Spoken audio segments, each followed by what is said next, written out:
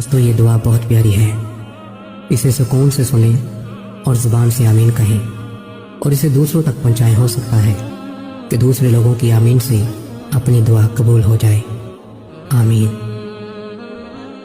ऐ अल्लाह रब्बुल इज़्ज़त, ऐ सारी कायनात के शहंशाह, ऐ सारी मखलूक के पालने वाले, ऐ ज़िंदगी मौत का फैसला करने वाले, ऐ आसमानों और ज़मीनों के मालिक, ऐ पहाड़ों और समंदरों के मालिक, ऐ इंसानों और जिन्नातों के माबूद, ऐ अर्श आज़म के मालिक, ऐ फरिश्तों के माबूद, ऐ इज़्ज़त और ज़िल्लत के मालिक, ऐ बीमारों को शिफा देने वाले, ऐ बादशाहों के बादशाह, ऐ अल्लाह हम तेरे गुनाहगार बंदे हैं, तेरे खताकार बंदे हैं। हमारे गुनाहों को माफ़ फरमा, हमारी खताओं को माफ़ फरमा।